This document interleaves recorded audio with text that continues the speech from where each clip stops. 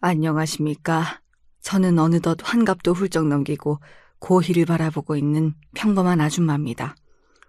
이 채널은 친구 소개로 알게 됐는데 어느새 자식들 다 키워 시집장가 다 보내고 혼자 있는 시간 적적하게 보내다 여러분들의 사연 덕분에 다시금 삶의 재미를 찾아가고 있는 중이에요. 요즘은 친구 만나는 일보다 여러분들 사연 듣는 재미가 더 쏠쏠하다니까요. 이 나이를 먹고 부끄러운 일이지만 저는 운 좋게도 좋은 양친 밑에서 크게 어려운 일 모르고 자라다 일찍 남편에게 시집와 지금껏 자식들 키워온 것 말고는 해본 일이 없는 그저 집안일만 알고 살아온 우물안 개구리예요. 그래서인지 저는 겪어보지 못한 별의별 사연들을 다 겪고 이를 슬기롭게 헤쳐오신 여러분들 이야기에는 늘 감탄할 수밖에 없지요. 이렇듯 저는 살면서 특별하게 겪어온 일이 없었다지만 저 역시 자식들을 출가시키다 보니 전에 없던 일들도 겪게 되었습니다. 오늘 들려드릴 이야기는 저와 제 막내 며느리가 직접 겪었던 일이에요. 부디 재미있게 들어주십사 부탁을 드려봅니다. 저는 일남 이녀의 엄마로 제 대부분의 인생을 살아왔습니다. 앞에 두 녀석이 딸이고 막내 녀석이 아들입니다. 첫째 딸은 대학부터 미국에서 다녀서 같은 유학생 출신의 큰 사위를 만나 결혼해 지금도 미국에서 지내고 있어요. 둘 다 직장도 그쪽에서 잡아서 다니고 있는 만큼 한 번 작심하고 길게 휴가를 써서 한국에 들어오지 않는 이상 자주 보기가 어려워서 늘 그리움을 마음 한구석에 품고 살고 있습니다. 둘째 아이는 어릴 적부터 워낙 활발한 녀석이었어요. 늘 자긴 커서 전 세계를 다 돌아다니며 살 거라고 입버릇처럼 말하더니 정말로 대학을 졸업하고는 외교관 시험에 합격했습니다. 지금은 아프리카 쪽 대사관에서 일하고 있는데 변덕이 심한 녀석이 또 무슨 바람이 불어 어느 대륙으로 자리를 옮기려고 할지 모르겠습니다. 사정이 이러다 보니 딸 둘이 다 외국에 나가서 사는 셈이 되어버렸네요.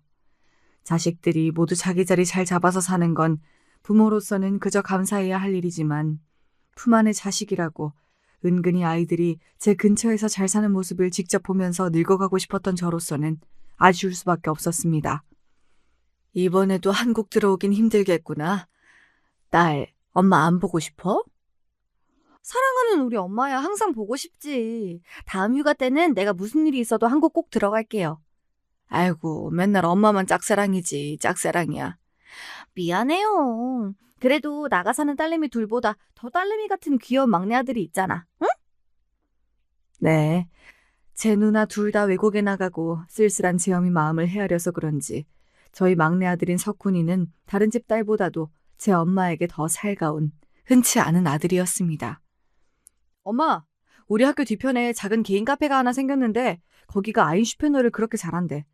오늘 수업 마치는 시간 맞춰서 나오세요. 아들이랑 커피 데이트나 합시다. 저희 나이대에 아인슈페너니 뚱카롱이니 하는 것들 단어도 잘 모르는 늙은이들이 수두룩한데도 제가 이런 것들을 꿰고 있을 수 있는 건 다 제 아들 녀석 덕분이겠지요. 커피를 좋아하는 제 엄마한테 요즘 젊은 애들 사이에서 유행하는 것들, 커피 맛있는 집들을 열심히 찾아다가 부지런히 제 어미를 끌고 다니곤 했습니다. 세상에, 요새 자기 아들 같은 아들내미가 또 어디 있니? 우리 아들은 사춘기 시작하고서부터는 집에 오면 제 방문 걸어 잠그고 도대체 뭘 하는지도 몰라. 집에 있을 때라도 말 좀 붙여보려 치면 어찌나 귀찮아하는지. 내 아들이지만 가끔은 한두 쥐어받고 싶다니까. 누가 아니래. 요샌 시어머니보다 아들 눈치 본다고 더 시집살이 하는 기분이다 얘. 같은 자식이라지만 진짜 딸이랑은 달라. 그러니 네가 얼마나 복받은 거니? 예, 난 우리 아들이 자기 아들 반만큼만 해줘도 아주 업고 다니겠다. 딸처럼 살가운 아들이야 아마 모든 아들 가진 엄마들의 로망이 아닐까 싶습니다. 실제로 친구들을 만날 때마다 살가운 우리 아들에 대한 부러운 마음을 감추지 않는 친구들 말에 저도 조금은 어깨가 으쓱했던 것도 같아요. 그래서 아들에게 지금은 며느리가 된 여자친구가 생겼다는 말을 들었을 때에는 이런 좋은 시절도 이제는 끝이 나겠구나 싶어 조금 서운했던 것도 사실입니다. 그간 아들에게 여자친구가 아예 없었던 것은 아니었지만 제게 대수롭지 않게 말한 걸로 봐서는 그렇게 진지하게 생각했던 친구는 그때까지 없었던 것 같았습니다. 하지만 지금의 며느리는 달랐죠. 사실 아들이 말하기 전에 제가 먼저 알아챘습니다. 연락을 받을 때마다 전에 없이 환해지는 표정. 유난히 밝아진 아들의 태도에 어미인 제가 그 변화를 눈치채지 못할 리가 없잖아요. 아들, 그 친구가 그렇게 좋아? 진짜 좋은 애야. 분명히 엄마 마음에도 쏙 들걸? 네 맘에만 들면 그만이지. 엄마 마음에까지 쏙 들게 하려고? 평생을 봐야 할 사이인데 무슨 소리야. 당연히 엄마 마음에도 들어야지. 제 여자친구에 대해 물어보는 엄마 앞에서 쑥스러워하면서도 벌써 아들은 당연하게 평생을 전제로 말하고 있었습니다. 지금 만나는 그 아이가 미래의 제 며느리가 되리라는 예감이 강하게 들었지요. 딸들에 이어 아들까지.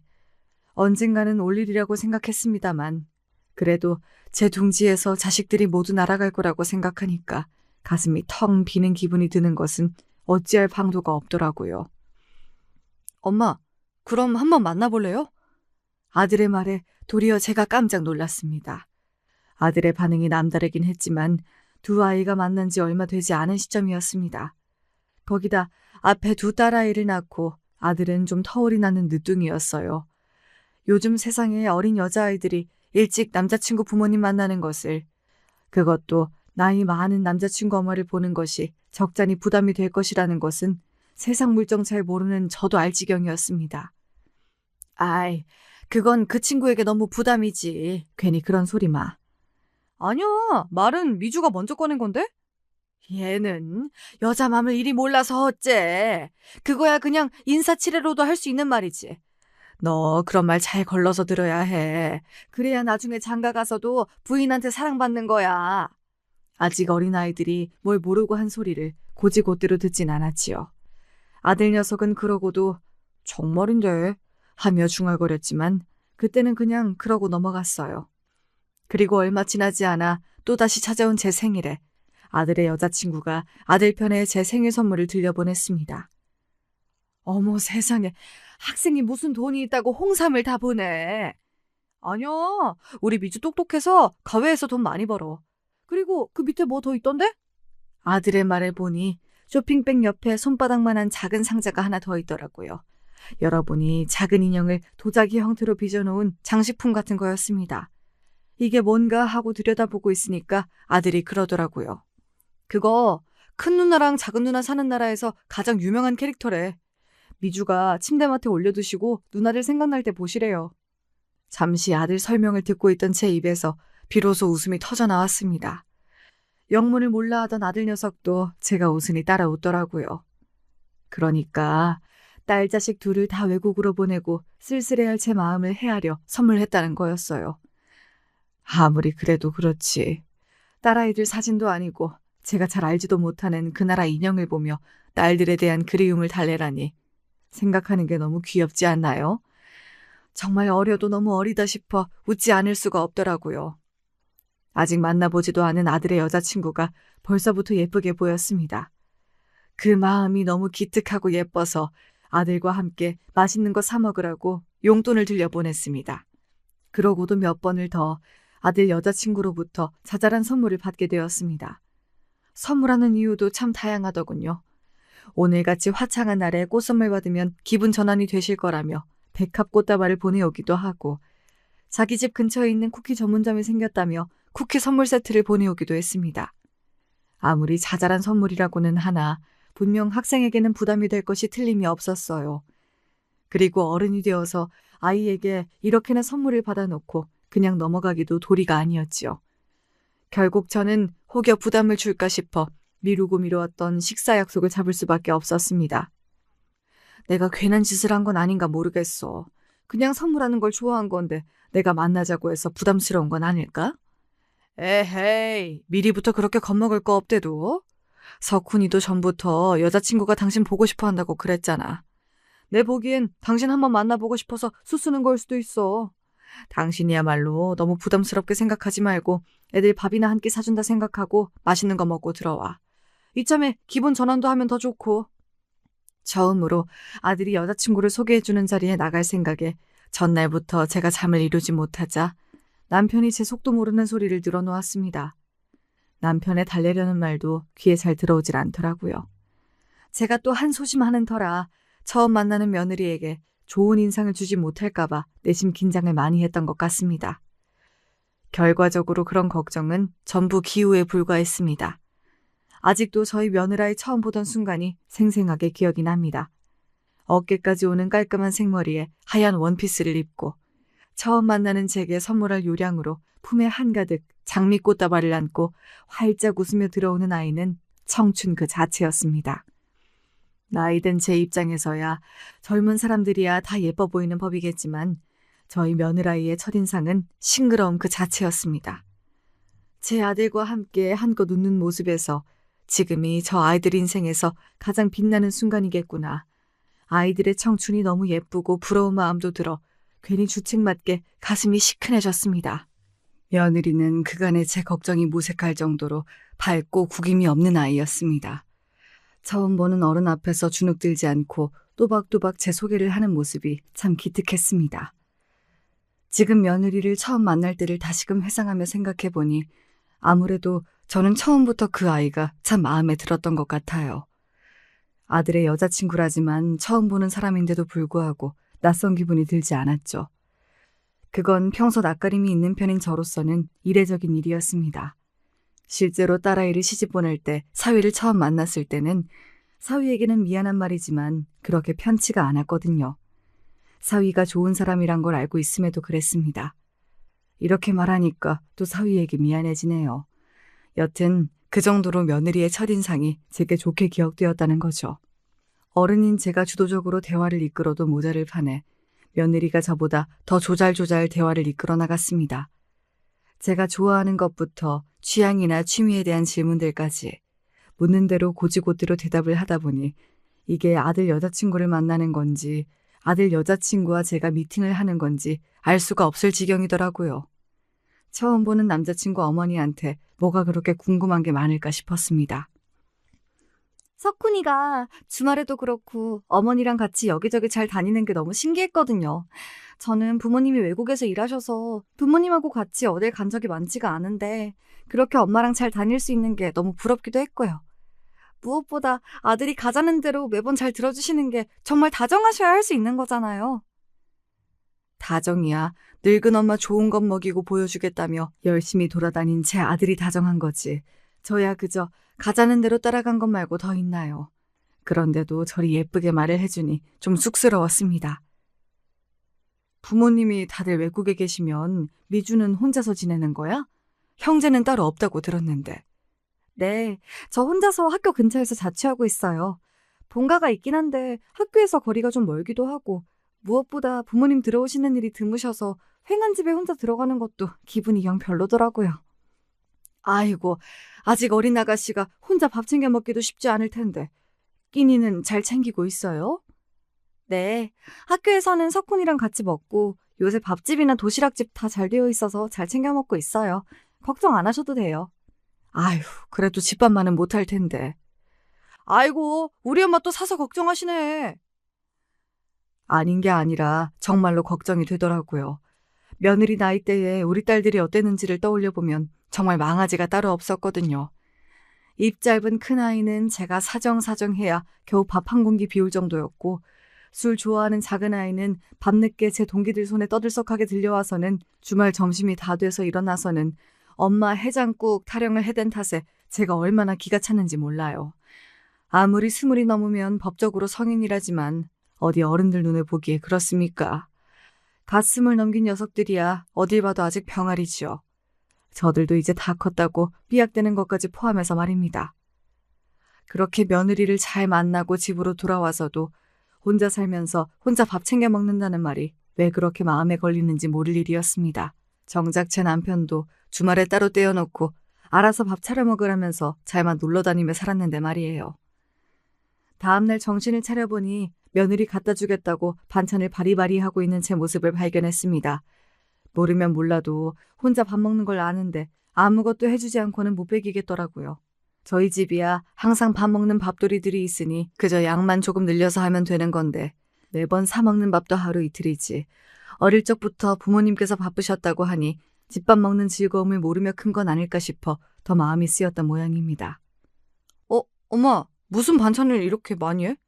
습관처럼 새로 담아놓은 반찬에 맨손을 가져다 대는 아들 녀석 손을 찰싹 때려주고서는 한 번 때려봐 줬습니다. 너 이따 밥 먹고 미주 집에 반찬 배달 좀 하고 와.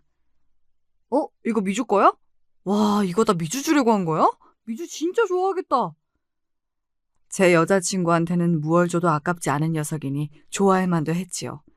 이번에야 기본적인 1,000원 해다 주는 거니 그렇다 치고 다음에는 미주가 좋아하는 반찬을 알아오라고 시킬 요량이었습니다. 엄마, 메추리알 장조림 다 주면 나는? 그거 내가 제일 좋아하는 건데. 넌 나중에 엄마가 또 해주면 되잖아. 이건 다 미주 줄 거야. 와, 벌써부터 아들보다 미주를 더 챙겨? 툴툴대는 척하지만 제 엄마가 여자친구를 챙겨주는 걸 싫어할 리가 없는 녀석이지요. 싱글벙글 반찬을 가지고 제 여자친구 집에 가는 아들 뒷모습을 보며 없는 솜씨지만 부디 잘 먹어주길 바라게 되더군요. 어머니, 어떻게 이렇게 음식을 잘하세요? 저 반찬 선물 처음 받아봐요. 곧바로 집어먹으면서 전화를 건 모양인지 아들을 보낸 지 얼마 되지도 않아 며느리로부터 전화가 걸려왔습니다. 짭짭 잘 먹는 소리가 전화에 섞여 들리는 게 우스워서 그만 웃음이 터져버렸습니다. 평범한 가정주부가 한 반찬이 뭐 그렇게 대단한 맛이 있었겠습니까만 그래도 그렇게 반응을 해주니 기분이 들뜨는 건 나이가 먹어도 어쩔 수가 없더라고요. 별 맛은 없겠지만 그래도 밖에서 사 먹는 것보단 영양이 괜찮을 테니 귀찮아도 꼬박꼬박 잘 챙겨 먹어. 다 먹으면 또 해줄 테니까 아끼지 말고 팍팍 먹고. 어머니. 울먹울먹 우는 소리를 하는 며느리 목소리를 들으니 별로 해준 것도 없는데 너무 고마워해서 오히려 민망할 지경이었습니다. 저희 남편이나 막내 녀석은 다른 건 자상한 편인데도 밥 먹을 때에는 무던한 편이라서 식사 시간이 조용한 편이거든요. 큰딸애도 입이 짧은 편이고요. 그나마 둘째 녀석이 엄마가 뭘 해주든 호들갑을 떨며 엄마 음식이 최고라고 너스레를 떨곤 했는데 그런 녀석이 외국 생활 시작한 이래로는 아무래도 음식하는 재미가 떨어졌던 것도 사실이었어요. 왜? 주부라면 아시겠지만 똑같이 음식을 해도 먹어주는 사람이 맛있게 먹어주면 음식할 맛이라는 게 나는 법이잖아요. 특별할 것 없는 반찬에 좋아해주는 며느리 모습을 보니 간만에 음식할 맛이 나는 기분이었습니다. 그렇게 저희 집 반찬통이 며느리 집을 오가는 일이 잦아졌습니다. 제 딴엔 저한테 반찬을 얻어먹고는 빈통으로 반찬통을 돌려보내기가 면구스러웠는지 가끔 정체 모를 음식이 담겨서 돌아오곤 했습니다. 딱 봐도 지금까지 음식이라고는 해본 적이 없는데 제게 보답은 해야겠으니 처음으로 시도한 것이 틀림없는 것들이었어요. 어머니, 저는 틀렸어요.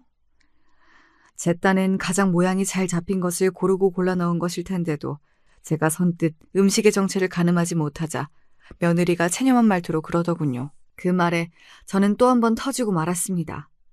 그렇게 신경 쓰지 않아도 된다고 하는데도 고집을 부리는 것을 보면 부모님이 자주 곁에 계셔주시진 못하셨어도 자식 교육에 엄격하게 신경을 쓰셨다는 걸 알 수 있었습니다. 확실히 음식이 오가서 그랬을까요?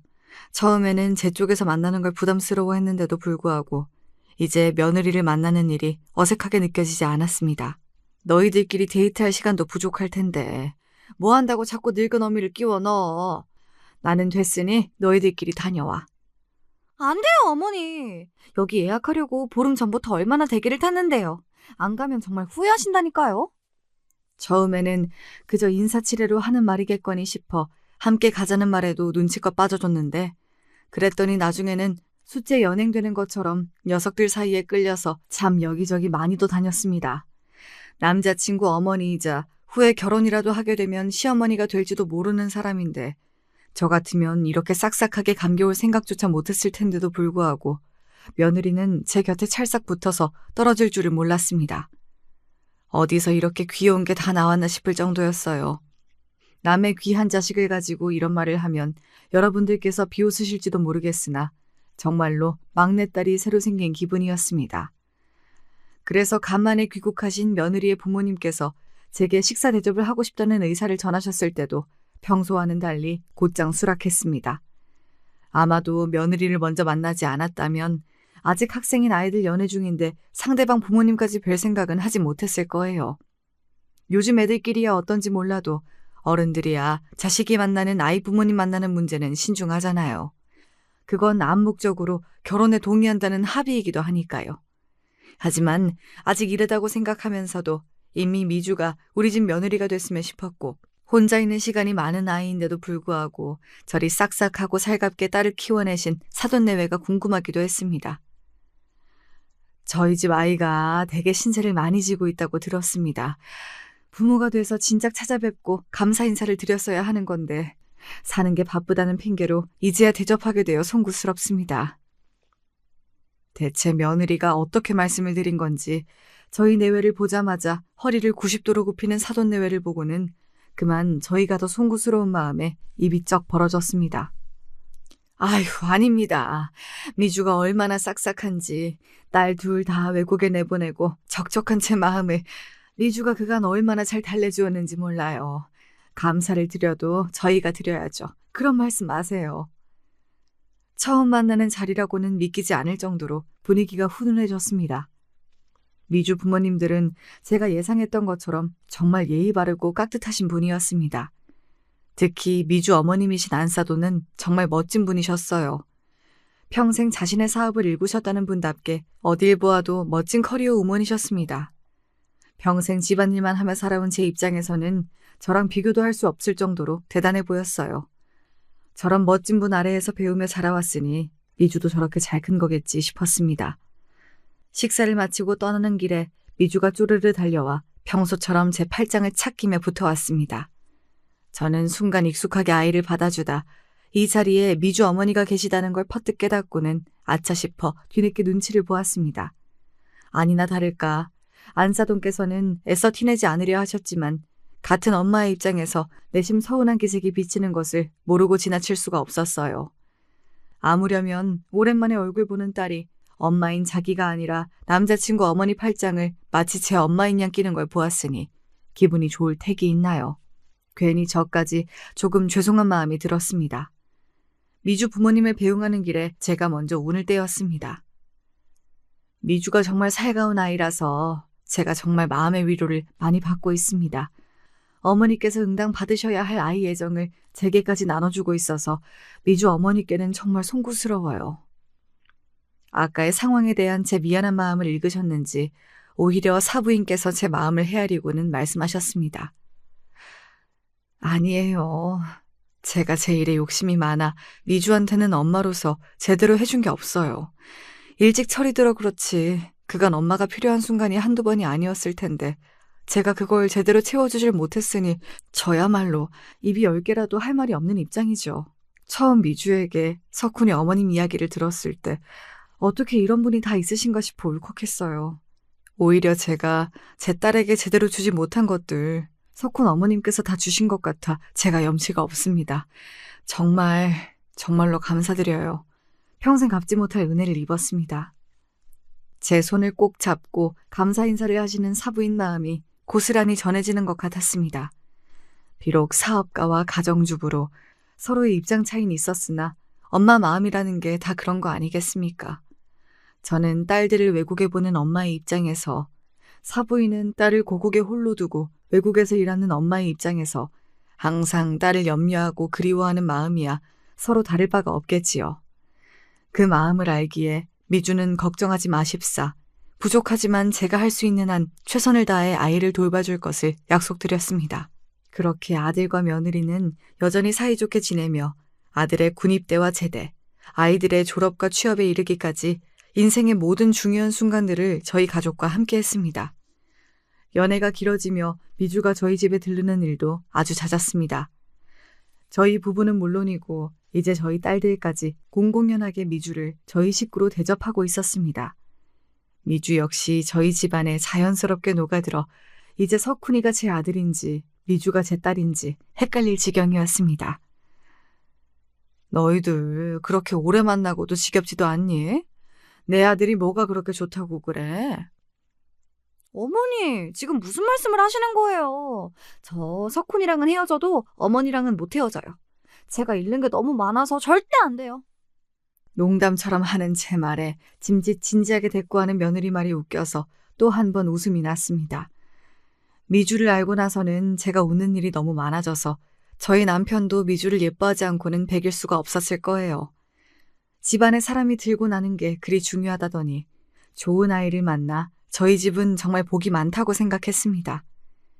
미주가 먼저 취업을 하고 제 아들 석훈이까지 안정적인 직장에 취업을 하고 나자 자연스럽게 두 아이의 결혼이 화두에 오르게 되었습니다. 아이들도 결혼 생각이 없는 건 아니었던지 모든 일이 물 흐르듯 착착 진행되었어요. 외국에 계신 사돈내외도 그렇고 저희 딸들도 내심 반기던 결혼이었던지라 머지않아 미주는 정말로 저희 식구가 되었습니다. 미주는 성공한 사업가이신 어머니를 닮아 그런지 일 욕심이 많은 편이었습니다. 어머니, 제가 제 엄마만큼은 못 되더라도 지금 다니는 직장에서 제 입지 탄탄히 해서 평생 능력 있는 커리어 우먼으로 살고 싶어요.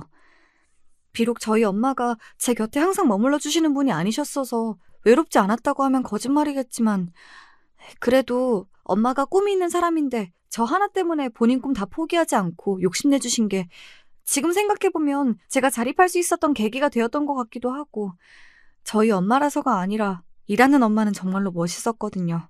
그래서 저도 제 꿈 포기하고 싶지 않아요. 그럼.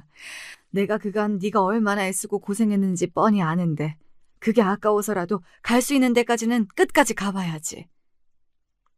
제가 직접 직장 생활을 해본 것은 아니었지만 많이 나아졌다고는 해도 아직까지도 여자라는 편견에 부딪혀가며 제 자리를 지키기 위해 무던히 애를 쓰고 있는 제 딸들의 이야기까지 모르는 것은 아니니까요. 우리 며느리 역시 결혼한 여자로서 직장에서 제 자리를 지키는 게 결코 녹록지 않겠지요. 제가 해줄 수 있는 일이 많진 않겠지만 그래도 집에서나마 며느리 숨통을 트일 수 있도록 잘 뒷바라지 해줘야겠다 마음먹었습니다. 어머니한테는 매 순간 감사드려도 부족해요. 저 그동안 겉으로는 당찬 척 했는데 사실 외로움도 많이 타고 애정도 많이 고팠거든요. 이상하게 석훈이한테 처음 들을 때부터 어머니가 남처럼 느껴지지가 않았어요. 불편하실 거 알면서도 자꾸 뵙고 싶어서 석훈이도 많이 찌르고. 어머니 모르셨죠? 막상 만나뵌 어머니가 너무 다정하셔서 불편하게 해드리면 안 된다고 생각하면서도 자꾸 저도 모르게 치대게 되더라고요. 어릴 때 저희 엄마한테도 안 그랬는데 별거 안 해도 어머니가 자꾸 저 예뻐해 주시니까 저도 모르게 자꾸 어리광을 부리게 됐나 봐요. 어머니, 저 부족해도 앞으로도 많이 예뻐해 주셔야 해요. 부족하긴요. 며느리 아니었으면 저도 딸아이들 빈자리를 무엇으로 메웠을지 생각하면 간담이 서늘해집니다. 며느리는 항상 제게 많이 받았다고 하지만 정작 제가 저로부터 얼마나 많이 받았는지 알면 놀랄 거예요. 결혼한 후에 대형 프로젝트에 참여하게 되면서 며느리는 정말 눈코 뜰 새 없이 바빠졌습니다. 하루하루 말라가는 게 보일 정도였습니다. 예, 석훈아. 당분간 미진이 큰일 정리될 때까지는 그냥 우리 집으로 퇴근해라. 너희 집으로 가봤자 제대로 된 식사도 못할 건 뻔하고 정리야 사람 불러서 해도 되니까 너희는 여기 와서 해주는 밥 받아먹고 잠만 자고 그대로 출근해. 알았지? 아이 엄마 너무 고생시키는 거 아니야? 아무것도 못 해주고 니들 말라가는 거 보는 게 엄마한텐 더 고역이야. 두말 말고 미진이 데리고 와. 그렇게 일시적으로 합가 아닌 합가가 시작되었습니다. 같이 살게 되었다고는 하나 며느리는 일이 너무 많아 정말로 밥만 먹고 잠만 자고 온종일 회사에 있는 바람에 오히려 얼굴 보는 시간은 더 짧았어요. 며느리 살이 내리는 게 보여서 신경 써서 먹이고 있는데도 아이 얼굴이 좀처럼 펴지질 않았습니다. 얘 미진아, 정말 일 바쁜 거 말고 다른 일 없는 거 맞아? 내가 먹인다고 먹이는데도 영 기운을 못 차리네 애가. 정말로 괜찮아요. 일 때문에 제대로 쉬질 못해서 그래서 그런 거예요. 너무 걱정하지 마세요. 밥숟가락을 뜨는 둥 마는 둥 대답하는 며느리 목소리가 전에 없이 풀에 죽어 있었습니다. 제 딴에는 제 걱정 안 시키려고 애써 기운이 있는 척 말하고는 있었지만 제가 그 아이를 한두 해 본 것도 아니고 무슨 일이 있어도 단단히 있구나 싶었지만 당장 출근하느라 바쁜 아이를 붙잡고 얘기할 시간도 마뜩 않아서 일단 아이들을 출근시킬 수밖에 없었습니다. 그러고 가만히 생각을 해보니 아무리 바빠도 점심시간에 밥을 먹을 거 아닙니까? 아무래도 요즘 며느리 상태가 심상치 않았습니다. 아니, 무슨 사원 하나한테 온 회사 일을 다 맡기는 것도 아닐 테고 강단이 없는 아이도 아닌데 웬만한 일로 그렇게 기가 죽어 있을 리가 없었어요. 그래서 저희 며느리가 특히 잘 먹는 제 수제 동그랑땡 도시락을 만들어가지고는 점심시간에 맞추어 좀처럼 나갈 일 없는 며느리 회사로 찾아갔습니다. 회사 앞에 도착해서 며느리에게 전화를 걸었더니 응답이 없었어요. 평소 같으면 절대로 하지 않았을 행동이지만 이상하게 그날은 감이 너무 안 좋았습니다. 당장 며느리 얼굴을 확인하지 않으면 안 될 것 같았습니다. 그렇게 저는 거침없이 며느리가 근무하는 부서로 도시락을 들고 곧장 올라갔습니다. 올라갔더니 다들 점심을 먹으러 갔는지 자리가 텅 비었더라고요. 제가 연락하기 전에 이미 나갔나 하고 있는데 저쪽 실장실 쪽에서 말소리가 들렸습니다. 언뜻 듣기에도 언성이 높은 것 같아 쳐다보니 덜 닦인 블라인드 사이로 실장으로 보이는 남자와 저희 며느리의 모습이 보였습니다. 보니 실장 쪽에서 일방적으로 저희 며느리를 쥐잡듯 잡돌이하는 형국이었어요. 애가 무슨 잘못을 했다고 밥도 못 먹게 저렇게 뭐라고 하나 싶어 다가가는데 놈이 손가락을 들더니 저희 며느리 가슴께를 쿡쿡 힘을 실어 찔렀습니다. 저 미친놈이 감히. 제가 놀라서 걸음을 뛰듯이 움직이는 찰나 놈이 손을 번쩍 올리더니 우리 며느리 머리를 손바닥으로 후려쳤습니다. 이 미친놈이 감히 누구한테 손을 올려! 제가 언제 실장실까지 뛰쳐들어간 건지도 모르겠습니다. 실장놈이 저희 애한테 손찌검한 걸 본 순간부터 제 눈깔이 이미 뒤집어져 있었습니다. 저는 손에 들고 있던 동그랑땡 도시락을 그놈 면상에다 집어 던졌습니다. 뭐야, 이 미친 여자가! 어머니! 실장놈과 며느리가 둘 다 동시에 갑자기 들이닥친 저를 보고 놀라서 허둥댔습니다. 저는 정신 나간 사람처럼 실장놈 가슴팍에다 제 머리를 갖다 들이박아버렸어요. 살면서 그렇게 화가 났던 적은 처음이었습니다. 지금 당장 눈앞에 눈을 잡아 죽이지 않으면 제가 열불이 나서 그만 고꾸라질 것 같았어요. 너희 죽일 놈! 감히 남의 집 귀한 자식한테 손을 올려? 이 더러운 놈이 감히! 내 새끼 몸에 함부로 손을 대고 손찌검을 내? 내가 네 놈을 가만히 둘 줄 알아? 내가 네 놈 사다를 내고야 말 테다! 분을 못 이기고 악을 쓰며 저를 밀어대는 기세에 실장놈이 어쩔 줄을 몰라 하더군요. 아무리 성인 남자 대 나이 먹은 여자라 하더라도 사람 하나 잡아 죽일 기세로 달려드는 저를 쉽게 떼어내지 못했습니다. 갑작스럽게 일어난 소란에 조용했던 사무실에 다른 부서 사람들까지 하나둘 모여들며 주목을 받기 시작하니 더더욱 놈도 당황스러웠겠지요. 이 회사 간부라는 놈은 부하 직원에게 손 올리는 게 아주 당연한 일인가 보지? 이 손버릇 더러운 놈 같으니라고. 내가 아주 이놈 더러운 버릇을 아주 뿌리 뽑아주마. 이 무식하게 큰 덩치로 저 조그만 애를. 이놈도 아주 정신 못 차리게 쥐어터져 봐야지, 어? 아니, 이 여자가 지금 뭐라는 거야? 당황해서 저를 쳐내려는 실장 앞을 우리 며느리가 막아섰습니다. 감히 어디다 손을 대요?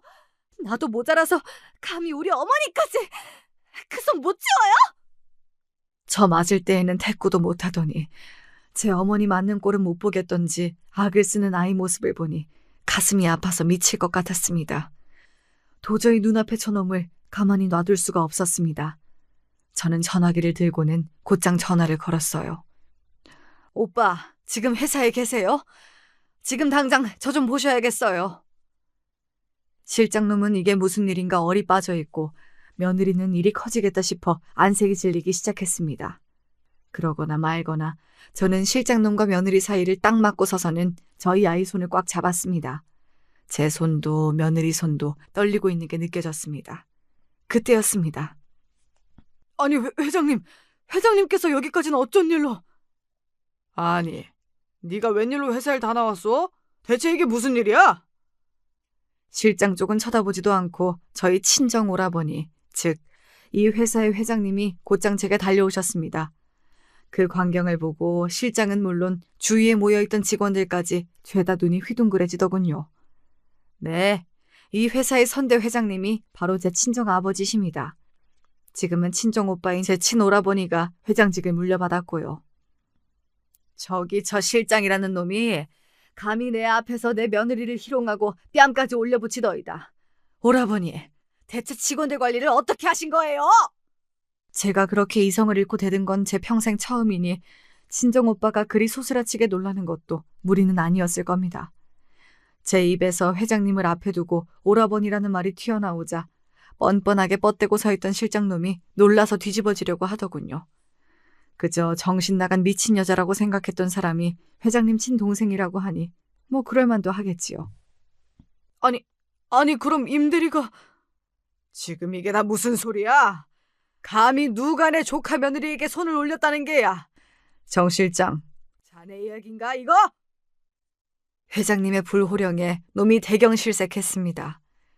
제 꼴이 지금 도간에 든 쥐라는 건 그 자리에 누가 보아도 모를 수가 없었지요.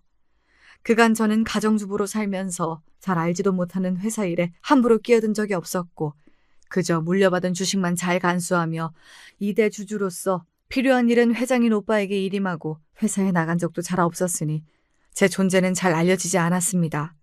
회사 일에 대해 잘 알지 못하면서 함부로 회사 일에 관여하는 게 선대 회장인 아버지와 현 회장인 오빠에게 누가 될까 싶어 나서지 않았던 것도 있고요. 하지만 내 며느리가 내 눈앞에서 이리 험한 일을 당했는데 그간 나 모르게 얼마나 괄시를 받아왔는지 알 수도 없는 상황에서까지 나서지 않을 생각은 추호도 없었습니다.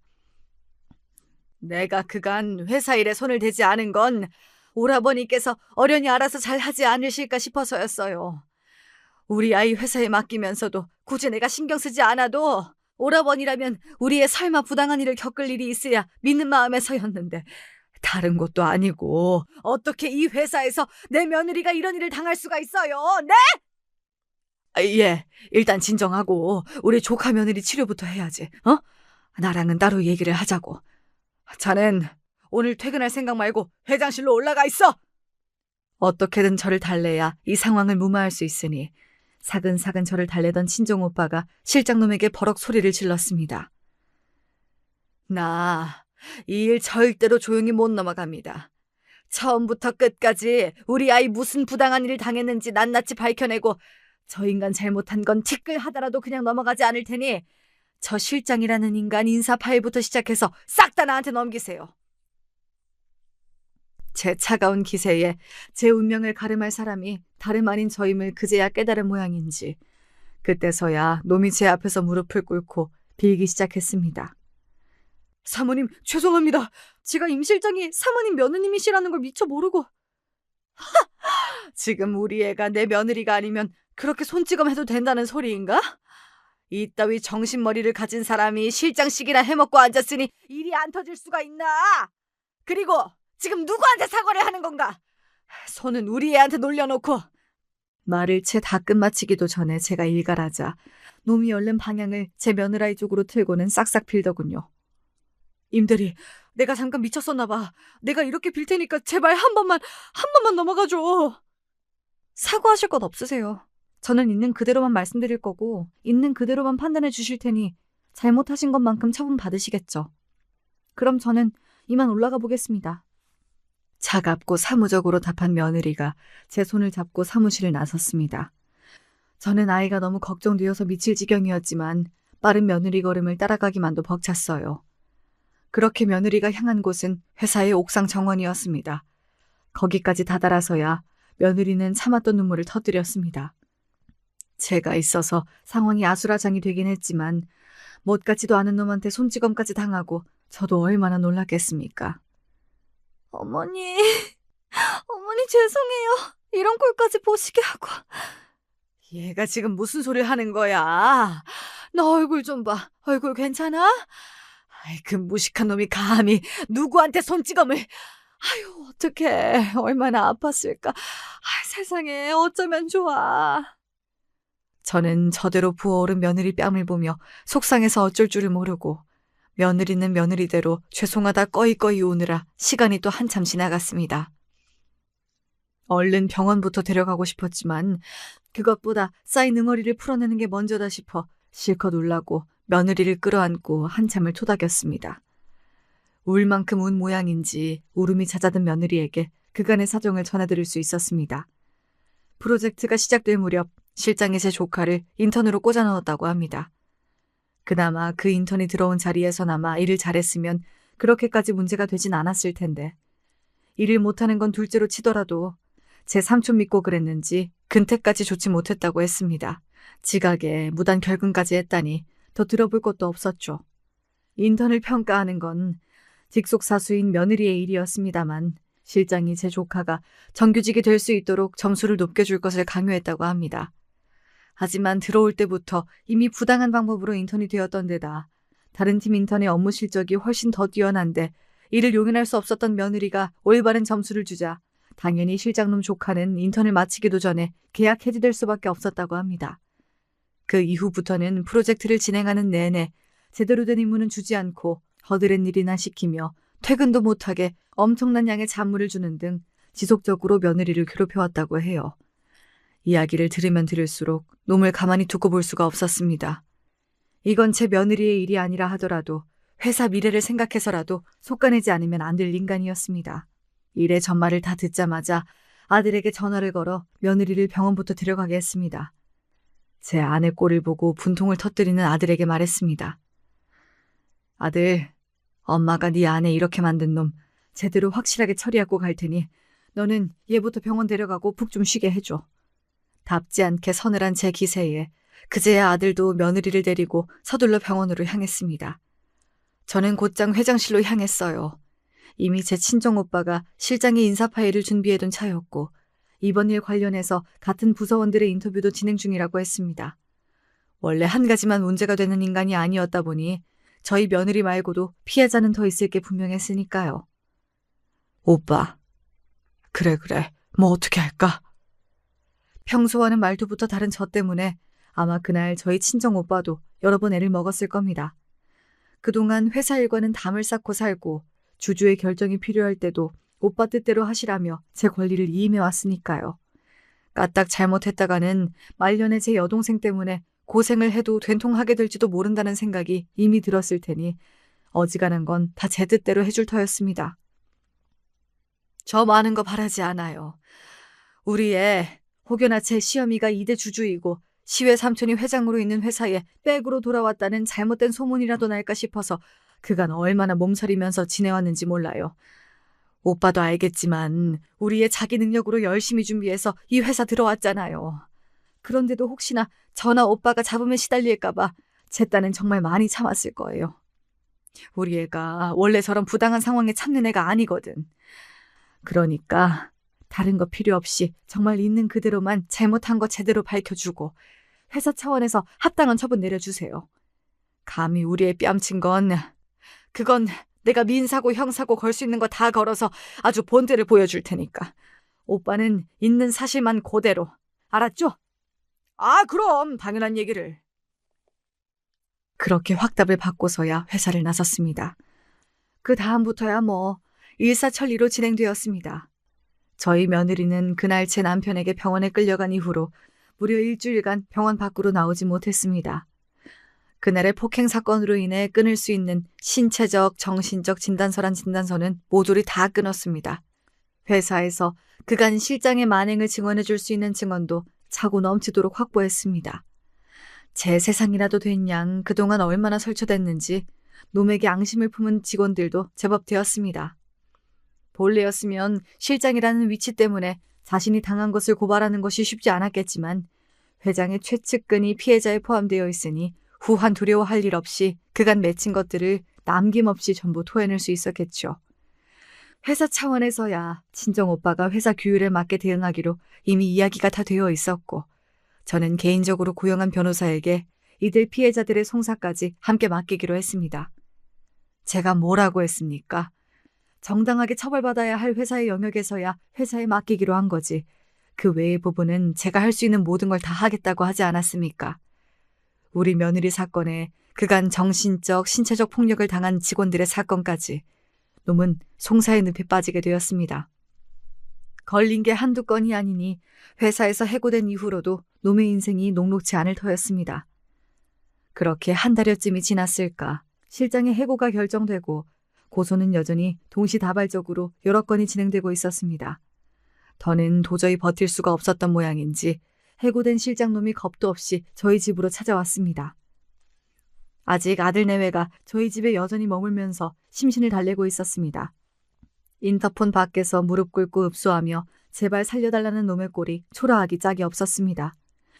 여기가 어디라고 감히 나타나서는 정말 맞아 죽으려고 작정을 했나 싶었습니다.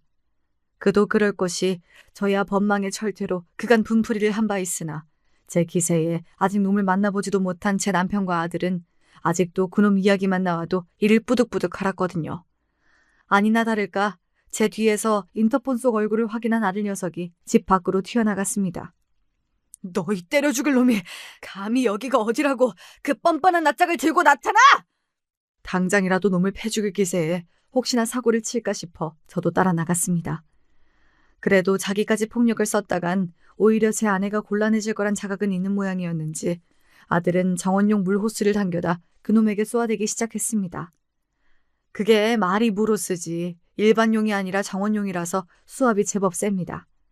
제대로 서 있지도 못하고 물대포를 맞은 놈이 휘청이자 솔직히 저도 고소하긴 하더라고요. 제 뒤에서 그 광경을 뒤늦게 쫓아나와서 본 제 남편이 박수를 쳤습니다. 망할 놈이 꼴 좋구나. 어디 약한 여자에게, 그것도 우리 귀한 며느리에게 그 더러운 손을 날려? 내가 니놈 지구 끝까지라도 쫓아가서 그 어디에도 발 못 붙이게 만들어 줄 테니 아주 각오하는 게 좋을 테다. 여기 와서 빌어봤자 아무것도 해결되지 않으리란 걸 그제야 안 모양인지 놈이 비척비척 사라졌습니다. 제게 주어진 쥐꼬리만한 위력 휘둘러가며 여러 사람 상처 줄 때는 제가 도리어 이런 비루한 꼴이 되리라고는 상상도 하지 못했겠지요. 그렇게 놈은 동종업계 그 어디에도 다시 발붙이지 못한 채 완전히 매장되었습니다. 그놈 인생이야 앞으로 어찌 되든 제 알 바 아니고 회사에서 그런 험한 일을 당한 며느리가 걱정되었으나 다행히도 씩씩하게 이겨내 주었습니다. 사사건건 일에 회방 놓던 놈이 없어지니 프로젝트에서도 제 역할을 다하게 되어 얼굴빛도 좋아지고 건강도 다시 되찾았어요. 이러나 저러나 그 아이 행복이 제일이니 이만하길 다행이라 생각하기로 했습니다. 어머니, 이왕 오래 눌러 앉은 김에 저희 그냥 여기서 쭉 살면 안 될까요? 어머니가 해주시는 따시만 먹고 회사 다니니까 너무 편해요.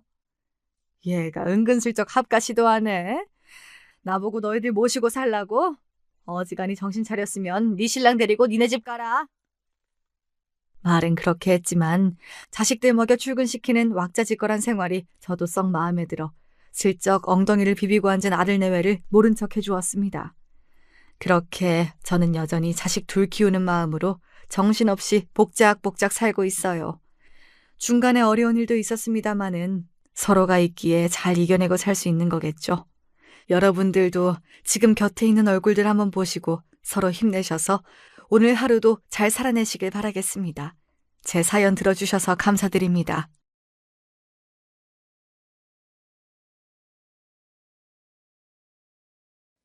안녕하세요. 제가 거의 습관적으로 사연에 빠지다를 찾는 열혈 구독자인데요. 오늘은 제가 직접 사연을 신청해 봅니다. 부디 사연으로 소개가 되길 바라는 마음과 왠지 부끄러우니까 진짜로 소개까진 안 됐으면 좋겠다는 마음이 함께 드네요. 전 이런 것에도 왜 이렇게 떨리는지 모르겠어요. 제가 원체 사서 걱정을 하는 스타일이라 그런가 봐요. 그래도 이왕이면 소개가 되는 쪽이 좋겠죠. 은근히 기대를 하면서 이야기를 써볼게요. 언제까지고 풋풋한 소녀이자 파릇파릇하게 싱그러운 20대 청춘의 젊음만 간직하며 살 것 같았는데 그 시절이 다 지나고 어느새 중년의 나이가 돼버렸네요. 어렸을 적엔 나이가 들면 인생을 달관하게 되고 생활의 모든 지혜를 깨우치게 될 줄 알았건만 막상 나이를 먹어보니까 전혀 그렇지도 않아서 저는 꽤나 머쓱한 웃음이 지어진답니다. 혹시 저처럼 느끼시는 분들이 또 계실까요?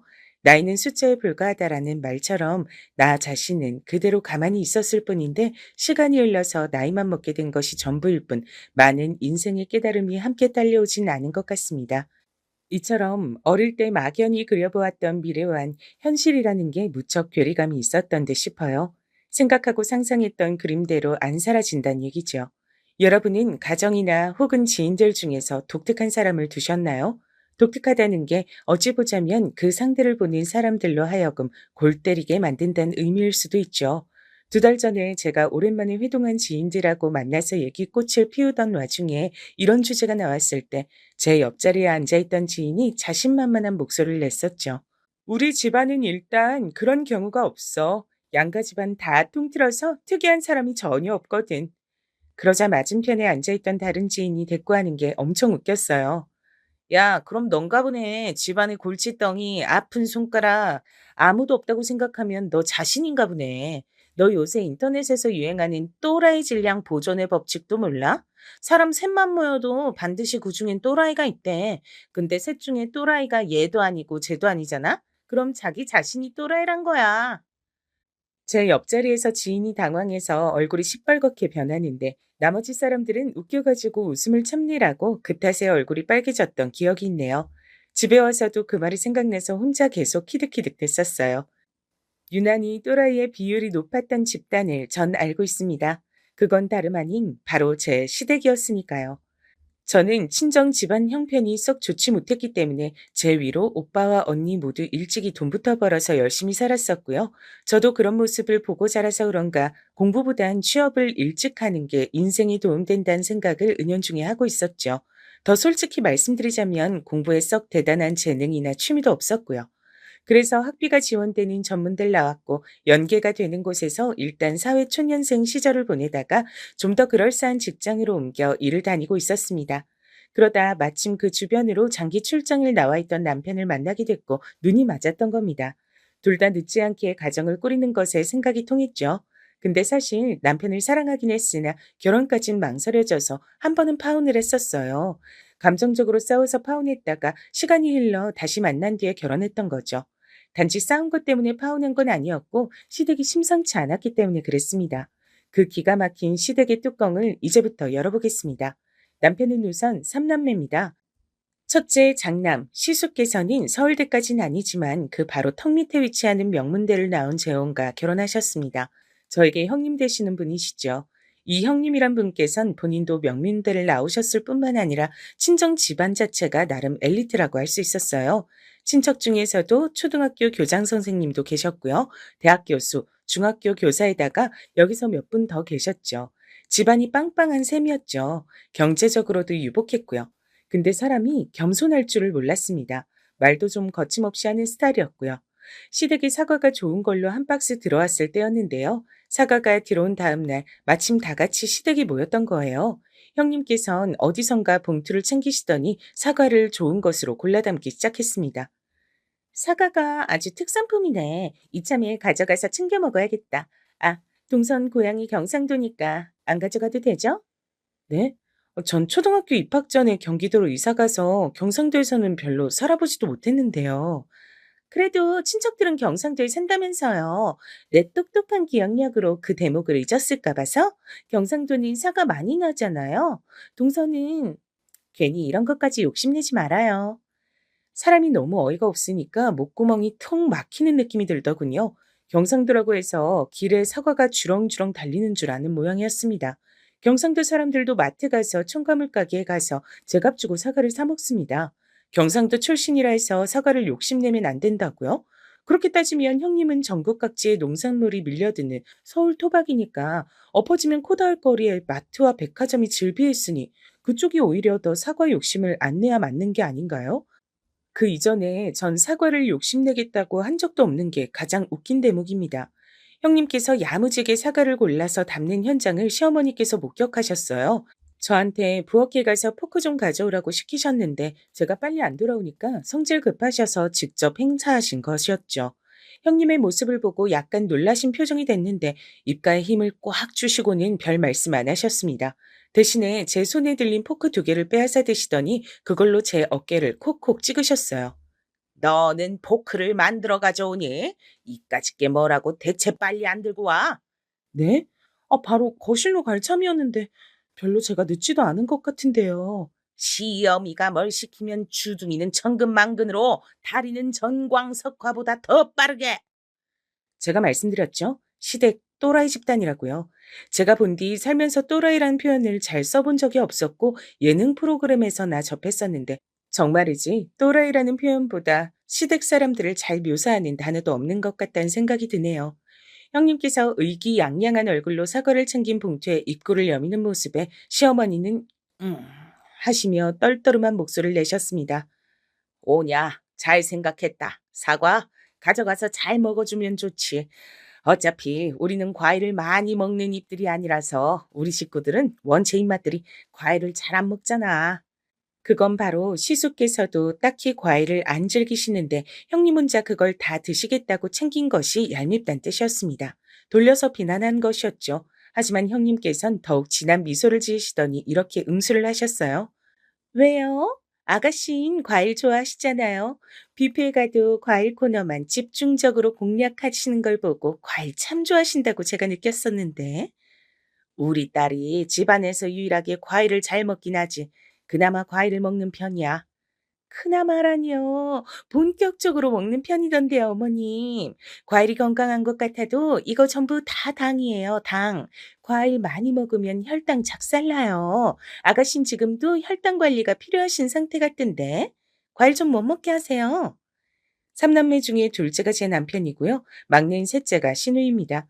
혼자 딸인데다가 막내고 게다가 타고난 성격도 장난 아니고 이런저런 이유가 겹쳐졌기 때문인지 사람이 약간 막무가내로 자란 것 같았어요.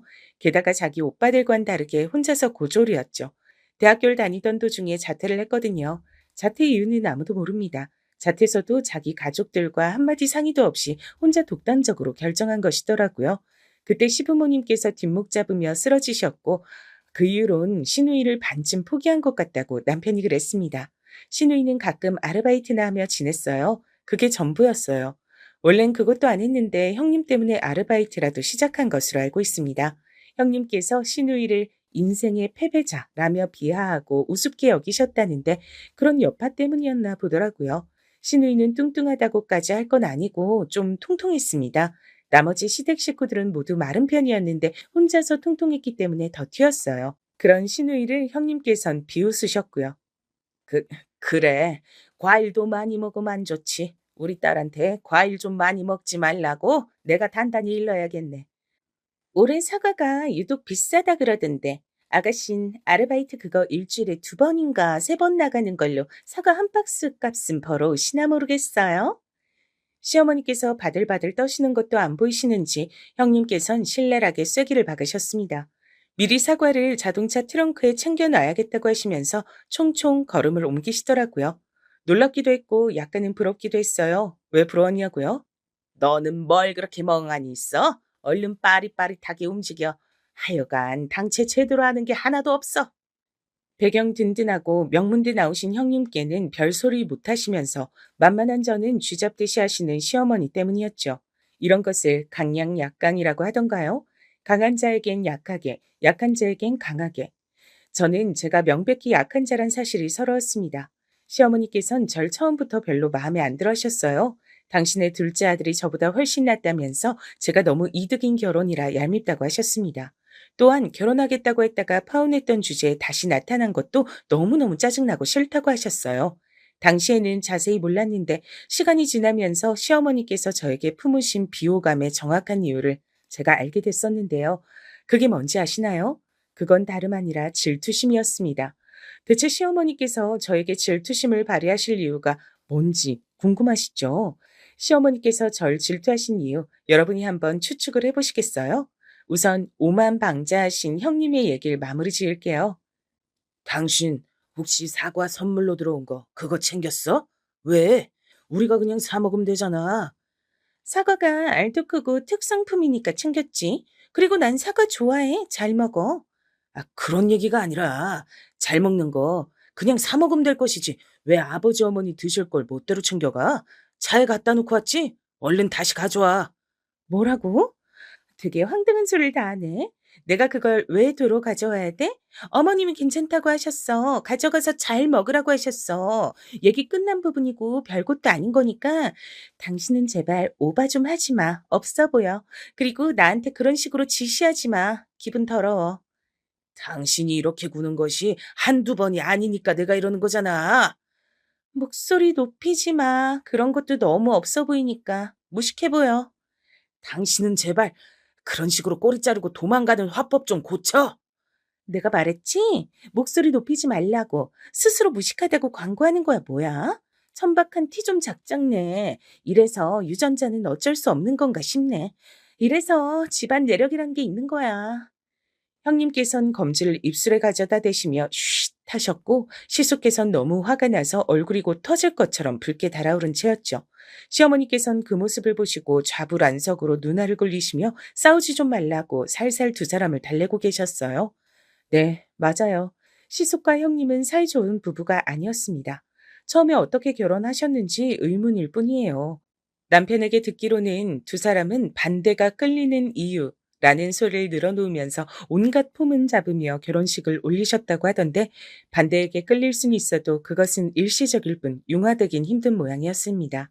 그러다 시어머니 생신이 됐을 때였는데요. 시숙과 형님께선 어디 명품사에서 나온 브로치를 선물로 준비하셨습니다. 시어머니께서 손수건이나 스카프 같은 것을 잘 두르시니까 거기다 멋지게 달고 다니시란 의미였죠. 저희 부부는 신상으로 나온 등산복을 선물로 드렸습니다. 시어머니께서 운동 다니시는 취미를 그때 막 들이신 참이었거든요. 그리고 시누이의 순서가 되었는데 시누이는 손편지하고 영양제 한 통을 선물로 드렸어요. 그게 아마 멀티비타민이었을 거예요. 여자용으로 나온 거요. 거기까진 별 문제가 없었죠. 근데 형님께서 비틀린 미소를 입가에 대시더니 시누이를 향해 폭탄 발언을 시작하셨던 겁니다. 저런 거 효과도 거의 없어요. 플라시보 효과가 뭔지 아시죠? 뭐라고요? 플라스틱이라고요? 플라시보요. 쉽게 말해서 기분 탓이란 거예요. 실제로 효과가 없는 약이지만 몸에 좋은 거라니까 효과가 있겠지라고 믿으며 먹는 탓에 효과가 나타났다고 여기게 되는 거죠. 저 영양제 성분 좀 보세요. 저런 건 솔직히 영양제라고 하기에도 민망해요. 약국에서 가장 잘 팔리는 거라고 해서 산 건데요. 얼른 파는 게 자기한테 이득인 제품이니까 약사가 일부러 추천한 거겠죠. 아가씨가 멍청하게 당한 게 어디 한두 번이어야 말이죠. 왜 저한테 또 시비해요? 우리 엄마 생일날을 본인의 제삿날로 만들고 싶으신가 보죠? 어머, 그런 식으로 말씀하시면 본인한테만 손해예요. 무식하게 보이거든요.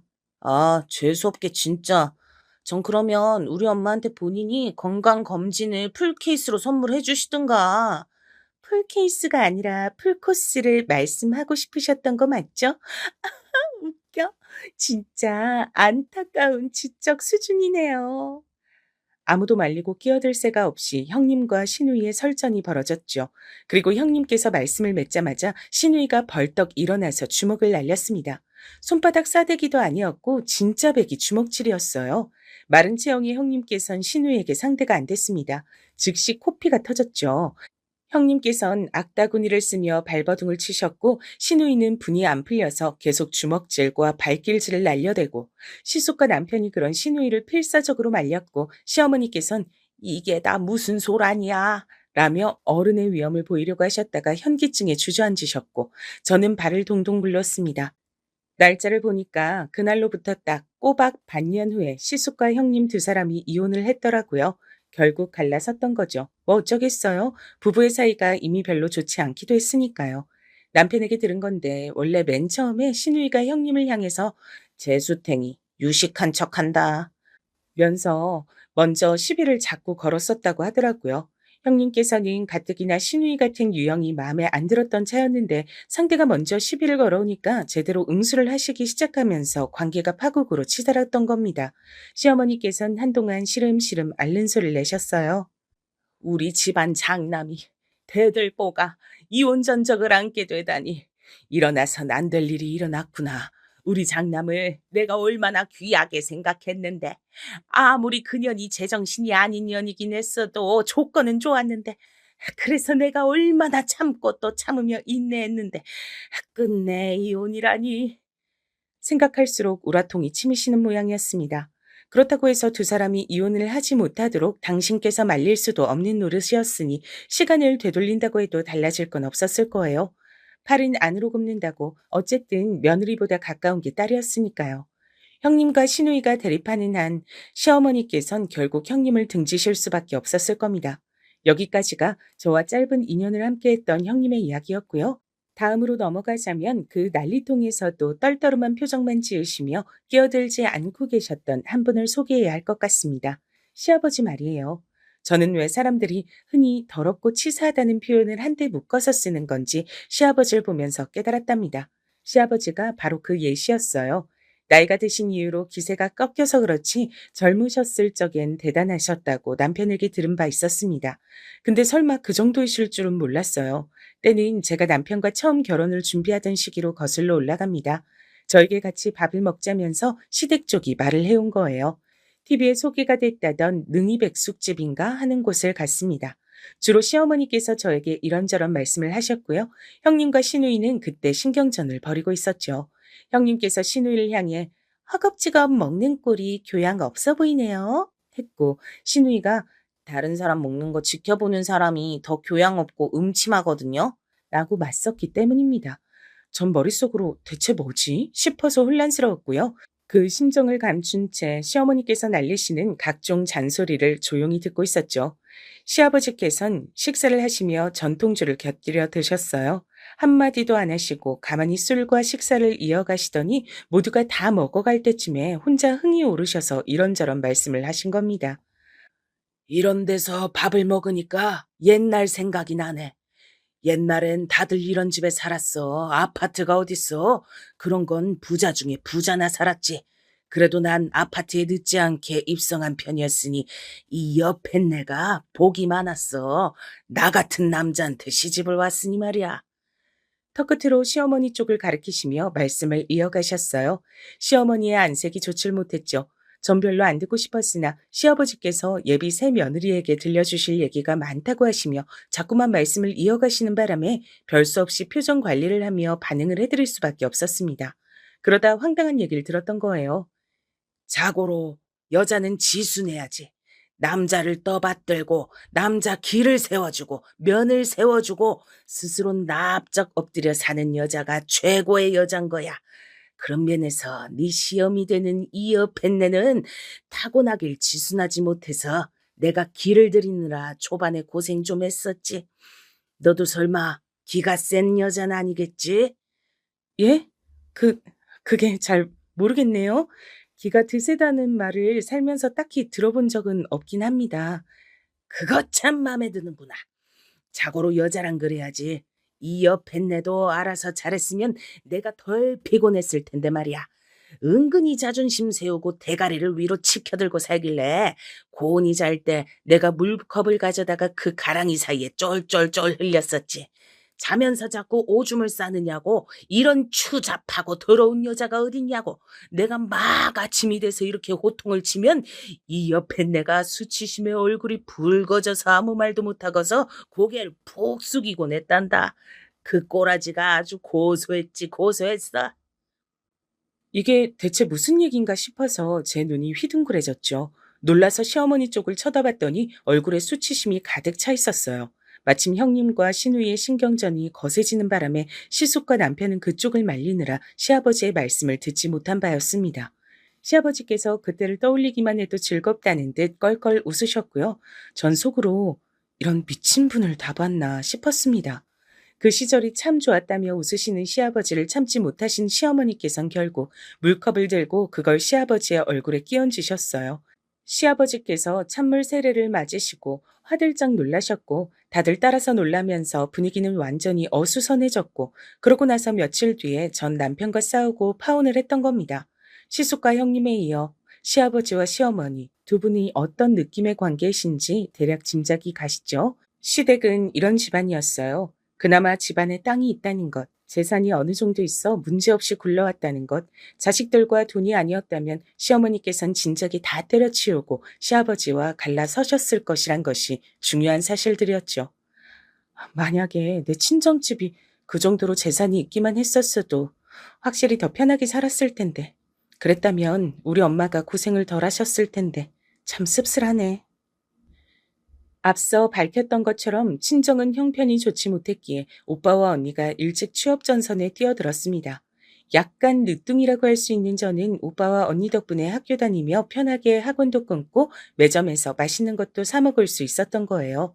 형편이 어려워졌던 이유는 아빠께서 주식으로 전 재산을 날리셨기 때문입니다. 전 재산을 날리신 것에 그치지 않았죠. 자괴감에 빠지신 친정 아빠께선 모든 의지를 잃어버리시고 일도 그만두신 채 술에 빠져서 지내기 시작하셨으니까요. 전 재산이 날아갔던 주식, 그것은 친정아빠의 오랜 지인이 강력하게 추천해 준 것이었습니다.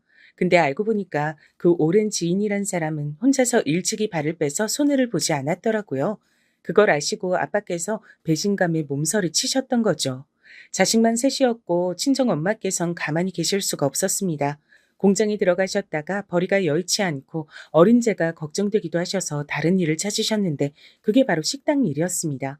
식당의 주방 뒤편에는 쪽방이 있었고 전 거기서 혼자 손장난을 치고 그림을 그리면서 시간을 보내기 일쑤였죠. 엄마께서 쉬지 않고 열심히 일하시는 모습을 보며 오빠와 언니는 결의를 다졌죠. 둘 다 이를 악물고 성인이 되자마자 부지런히 돈을 벌었습니다. 자식들이 그렇게 사는 모습을 보시고 그제서야 아빠께선 정신을 차리셨죠. 자존심이 상해서 아무 일이나 할 수 없다고 하셨던 과거를 접어두시고 청소일을 다니기 시작했습니다. 그 변화가 너무나도 친정엄만 감동적이라고 하셨더랬죠. 전 막내라서 그런가 조금은 철없는 질문은 친정엄마께 드린 바 있었어요. 왜 어째서 친정아빠와 이혼하지 않으시고 돈을 버시긴커녕 돈을 까먹고만 계시는 걸 그간 참고 받아주며 사셨는가 하는 궁금증이었습니다. 사랑은 다른 게 아니야. 기다림이야. 그리고 인내야. 그게 없인 사랑이란 걸 할 수가 없어. 친정엄마께서 그렇게 대답해 주셨던 순간 제 가슴에 깊은 울림이 일어났었죠. 제 가족이 더욱 소중하게 느껴지게 된 순간이었습니다. 오빠와 언니가 차례로 결혼하고 가정을 꾸렸으며 더 이상 돈 한 푼 때문에 가슴 졸이며 아쉬워하지 않아도 되는 상황이 왔건만 엄마께선 도무지 쉬실 줄을 몰랐습니다. 이제는 식당 일을 하시는 게 인으로 바뀌어버렸다고 하셨죠. 식당은 대단히 잘 되지도 못 되지도 않는 곳이었습니다. 사부작 움직이며 일을 하시기엔 딱이라고 친정엄마께서 그러셨어요. 그래서 저희 3남매 중에 아무도 친정엄마를 적극적으로 일을 그만두시게끔 하지 못했습니다. 그게 지독한 후회로 남을 줄도 모르고 그렇게 굴었습니다. 늦게 퇴근하시는 날이면 식당 앞으로 아빠께서 가셨고 집까지 함께 돌아오셨죠. 두 분이 그렇게 지내시는 것이 좋았습니다. 엄마께서도 힘들어도 꾹 참고 살다 보니 결국 이렇게 평안하고 좋은 날이 왔다며 행복해 하셨고요. 그런 나날이 오래 이어지지 못할 것도 모르는 채로 모두가 마음을 놓고 있었던 거예요. 불행은 아무런 예고도 없이 닥쳐왔습니다. 유독 피곤하고 살이 자꾸만 빠지는지 바지에 허리가 헐렁하다고 그런 말씀을 엄마께서 자주 하셨다고 아빠께서 슬프게 알려주셨죠. 쉬는 날을 이용해서 병원을 가보신 엄마께선 정밀 검사를 받아야 한다는 소견에 불안해지셨고 안 좋은 예감은 맞아 떨어지셨습니다. 암이었고 무려 사기였습니다. 멀쩡히 식당 일하시면서 지내고 계셨던 분이었습니다. 그런데 어떻게 시한 비울 수가 있단 말입니까? 믿어지지가 않았어요. 하지만 병원에 입원하신 이후로 엄마께선 속절없이 상태가 나빠지기 시작하셨습니다. 당신께서 시한부가 맞다는 걸 증명하기라도 하든 말입니다. 기적을 믿고 싶었습니다. 기적이란 것에 기대어 끝까지 포기하지 않고 싶었어요. 남편은 저에게 다른 건 아무것도 신경 안 써도 되니까 엄마 곁에 있으라고 귀중한 시간을 앞으로 낭비하지 말라고 그렇게 절 배려해 주었습니다. 하지만 시어머니께선 이게 안 입고 오신 모양이었어요. 굳이 그렇게 매달려서 난리를 쳐야 될 일인지 모르겠네. 그렇게 큰 대학병원인데 어련히 알아서 진단을 내렸을까 봐. 내 아들은 내팽개치고 병원에나 붙어있고 해도 너무하네. 제가 병원에 있으면서 남편과 통화를 할 때였는데 옆에 시어머니께서 계신지 목소리가 들려왔습니다.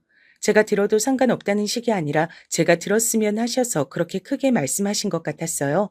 그래서 집에 시어머니께서 와 계시냐 그랬더니 그게 아니라 남편이 시댁에 들른 것이라고 했습니다. 시어머니께서 밥 차려주겠다고 남편을 부르셨다 그랬어요. 시어머니의 발언에 화딱지가 났으나 그런 것으로 감정과 시간을 소모할 여력마저 없었습니다. 엄마가 뭐든지 최우선이었으니까요. 간절하게 기적을 바랬으나 안타깝게도 엄마의 상태는 점점 더 나빠져만 갔습니다. 한 번은 발작이 와서 의료진이 긴급하게 와서 응급조치를 한 끝에 간신히 의식을 되찾기도 하셨어요. 전 겁이 났습니다. 엄마, 제발 죽지 마요. 나 두고 가지 마세요. 나 아직 엄마 없인 안 된단 말이에요. 제가 울면서 그런 소리를 하자 엄마께선 인자하신 얼굴과 목소리로 저에게 이런저런 말씀을 해주셨습니다. 지금 생각해보면 모든 기력을 다 끌어모으신 것이었어요. 네 오빠하고 언니는 내가 사실 준비가 안 됐을 때 낳았었어. 네 오빠를 가지게 돼서 급하게 결혼을 했었으니까. 게다가 네 언니도 연년생으로 태어났었으니. 오빠가 생겨서 부모님은 급하게 살림을 차리셨고 금방 언니도 생겼습니다. 언니가 뱃속에 생겼을 때 친정 부모님께서 깜짝 놀라셨다고 해요. 설마 그때 임신이 될 거라곤 예상치 못하셨다고 하더군요. 금세 자식이 둘이나 됐으니 양가의 어른들께서도 신경을 많이 써주시면서 참견도 많이 하셨다네요. 그래서 엄마께선 정신이 쏙 빠진 채로 하루하루를 사셨대요. 그러다가 내 나이 30에 널 가졌을 때 얼마나 행복했던지 몰라. 아, 이제야 내가 내 자식을 준비가 충분히 된 상태에서 만나볼 수 있겠구나 싶더라고. 뱃속에서부터 차근차근 마주했던 유일한 자식이 바로 너였어. 넌 존재 자체로 나에게 감동이었지. 네 오빠하고 언니한텐 내가 정신없고 서툴지만 그래도 다 신경 써줬었는데 넌 어렸을 때부터 내가 맞벌이 하느라 외롭게 둔 것 같아 어찌나 미안하던지. 내가 이렇게 되고 나서부터 가만히 과거를 돌아보면 조금만 더 우리 막내딸 곁에 있어줄 걸. 학교에서 어땠는지 물어봐 줄 걸. 친구는 누구랑 가장 친한 건지 이름 좀 물어봐 줄 걸 싶더라. 우리 예쁜 막내딸에게 물어봤던 거라곤 항상 성적표 나올 때 되지 않았냐고. 고작 그런 소리들이었다는 게 후회가 됐어. 친정엄마의 잔잔한 말소리를 들으며 전 울고 웃고를 반복했습니다. 성적표 얘기를 자주 물어보셨으나 정작 제가 받은 성적이 어떻든 혼내지 않으시고 저에게 그저 잘했다, 수고했다 하시며 머리를 쓰다듬어 주셨던 분이 바로 친정엄마셨어요. 하지만 난 엄마가 요리를 잘하셔서 좋았어요. 식당에 아무도 없을 때 내가 테이블 하나를 차지하고 앉아서 모든 반찬을 다 먹을 수 있어서 그게 즐거웠어요. 엄마는 매일 바쁘셨지만 단 한 번도 나는 끼니를 거른 적이 없었던걸요? 다 엄마 덕분이에요. 엄마표 특제 된장찌개 먹을 땐 세상에서 가장 행복한 사람이 된 것 같았어요. 맞아. 너 그거 외가 식구들 닮아서 그래. 된장찌개에 고추장 조금 넣고 끓이는 거. 그런 거 외가 입맛이거든. 된장찌개 안 하면 밥 한 공기 뚝딱 하던 우리 막내딸. 앞으로는 앞으로 살 뺀답시고 밥 줄여 먹지 마. 우리 예쁜이 막내딸은 밥 잘 먹을 때 복스럽고 좋아. 알았지? 내가 다이어트 한다고 살쪘을 때가 20살이었어요. 엄마, 나 이제 그런 거에 너무 집착 안 해요. 인생을 너무 팍팍하게 살고 싶지 않아졌어요. 모든 사람이 오래오래 살다가라는 보장이 없잖아요. 언제까지 살지도 모르는데 아등바등 살이나 빼고 싶겠어요? 그렇구나. 내가 오래오래 못 살아서 미안해. 우리 막내딸, 어떻게 사나? 내가 더 지켜봐줘야 하는데, 그러질 못하고 떠나서 너무나도 미안해. 태어나서 그렇게 슬픈 순간은 처음이었어요. 사랑하는 친정엄마가 죽음을 앞두고 계시는데 제가 그걸 막을 도리가 없다는 것이 절 미치도록 무력하게 만들었습니다. 오열하며 무너져 내린 절 오빠와 언니가 다독여줬죠. 그리고 아빠께서 든든하게 친정엄마의 마지막 순간까지 바로 곁에서 바라보시며 지켜주셨어요. 자식이 줄 수 없는 사랑은 배우자만이 줄 수 있는 것이겠죠. 아빠께서 꼭 손을 잡아주시자 엄마께서 편안한 얼굴로 희미한 미소를 지으시는 걸 볼 수 있었습니다. 마지막에 미소를 지으신 뒤 세상을 떠나셨어요. 고통이 가득했던 육신을 벗어던지시고 부디 저 하늘나라에선 아픔 없이 자유로우시기만을 바랬습니다. 잘 보내드렸다고 생각했으나 후유증이 컸어요. 이런 저를 남편은 충분히 이해해 주었습니다. 남편하고 제가 공통적으로 분식류를 좋아해요. 그래서 사다 먹기도 했으나 종종 집에서 직접 만들어 먹기도 했죠. 엄마께서 떠나시고 나서 비록 적응은 안 됐으나 그래도 어떻게든 제 일상으로 잘 돌아왔다고 생각했는데 이따금씩 저도 모르게 멍해지곤 했어요. 라면을 끓인답시고 끓는 물에 면까지 다 넣은 뒤에 그걸 깜빡한 거예요. 라면 냄새를 맡으면서 예전에 라면에다가 국수 면발 좀 넣어서 엄마가 해주시곤 했는데 형편 때문에 그런 것이었는데 그땐 그런 줄도 모르고 특식이라고 생각했었지. 이런 상념에 빠져 있었던 거죠. 제가 라면을 끓이는 동안 얼른 세수하고 씻고 나오겠다고 했던 남편이 욕실에서 나오자마자 깜짝 놀라 부엌으로 달려가지 않았다면 냄비는 더 엉망이 됐을 거예요. 제가 남편에게 정말 미안하다고 라면을 끓이다가 깜빡 다른 생각을 해버렸다 그랬는데 남편이 아무것도 묻지 않고 그저 괜찮다고 해줬어요. 원래 같았으면 되게 퉁명스럽게 저한테 잔소리를 날렸을 사람인데 제가 힘든 걸 알고는 배려를 해주는 게 느껴져서 고마웠습니다. 사람은 힘들고 괴로울 때 내밀어진 도움의 손길을 절대 잊지 못한다고 하잖아요. 그래서 남편에게 감동이었어요. 이런 게 가족이구나 싶었습니다. 남편과 제가 이제 영락없이 한 가족이란 것이 그때 제대로 실감이 되었던 듯 싶어요. 김밥을 싸다가 망쳤을 때도 마찬가지였죠. 제가 완전히 정신을 놓고 밥에다가 간을 소금이 아니라 설탕으로 해버린 거예요. 말도 안 되는 실수였어요. 근데 남편이 저한테 화를 내긴커녕 두고두고 놀릴 건수가 생겼다며 그저 유쾌하게 넘겨준 겁니다. 제가 아는 한 분명 이럴 때는 제정신이냐며 일단은 화를 한번 내야 그게 남편의 성격이었는데 하여간에 엄마 돌아가시고 나서 심적으로 계속 힘들 때 남편 덕분에 그래도 많이 풀어졌었어요. 떡볶이도 맛없게 망쳤는데 남편이 지옥에서 온 떡볶이라고 장난스럽게 놀리면서 꾸역꾸역 다 먹었습니다. 고마웠죠. 그래서 저도 힘을 내야겠다고 더욱 생각했던 겁니다. 정신 차리고 열심히 얼른 잘 살아야 하늘에서도 엄마께서 기뻐하실 테니까요. 친정아빠께서 상심이 크셨으니 걱정이 됐는데 오빠하고 새언니가 자주 들여다보면서 챙기고 있다기에 한시름 덜었습니다. 다행이었어요. 아빠께선 엄마 돌아가시기 전까진 꿋꿋하게 버티고 계셨다가 영정 앞에서 완전히 무너지신 채 오열을 하셨었죠. 당신은 이렇게 갈 사람이 아니었는데 전부 나 때문이야. 나같이 못난 남자를 만난 것 때문에 당신이 이렇게 된 거야. 불쌍한 당신. 더 잘 살 수 있었는데, 나만 아니었어도 그럴 수 있었는데, 내가 못나서 이렇게 됐어. 당신이 불쌍해서 견딜 수가 없어. 당신, 여보, 애들 엄마. 지켜보던 저도 오빠와 언니도 따라서 오열할 수밖에 없었습니다. 엄마의 인생이 너무 안타깝고 불쌍하다고 사실은 저희도 그런 생각을 한 번쯤은 한 뒤였으니까요. 저희 삼남매보다 아빠께서 가장 힘드실 것 같았습니다. 그래서 전 남편의 덕도 받으면서 마음을 추스리고 난 다음에 아빠께 자주 연락을 드리기 시작했죠.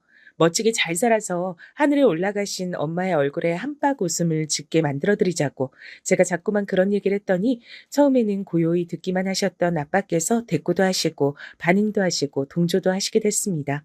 시간이 지날수록 기운을 차리시는 게 느껴졌어요. 아빠께 전 남편이 배려심이 좋아서 제가 그간 마음을 잘 다스릴 수 있었다고 말씀을 드렸습니다. 그랬더니 아빠께서도 남편에게 무척 고마워하셨고요. 전 이런 훈훈한 얘기를 당연히 좋은 마음으로 시어머니께 말씀을 드렸던 거예요. 시댁에 방문했을 때였죠. 남편하고 결혼하길 정말 잘했다는 생각을 날이 갈수록 자주 하게 된다고 웃으면서 시어머니께 말씀을 드렸는데 표정이 떨떠름하시더라고요. 오빠하고 새언니가 친정아빠를 잘 모시고 있는 와중이란 대목에서도 표정이 약간 어두워지시는 게 보였습니다. 전 그저 영문을 몰랐죠. 기분 안 좋은 일이라도 있으셨나 싶었네요. 근데 신우이가 그때 자기 방에서 나왔어요. 친정엄마 돌아가셨을 때 본 이후로 거의 4개월 만에 처음 보는 거였는데 제가 깜짝 놀랐습니다. 외출해서 없는 줄 알았는데 있었단 것에 놀랐고 살이 확 쪄 있어서 놀랐어요. 아가씨 집에 있었네요. 아르바이트 나가신 줄 알았어요. 방에서 자느라 그랬어요.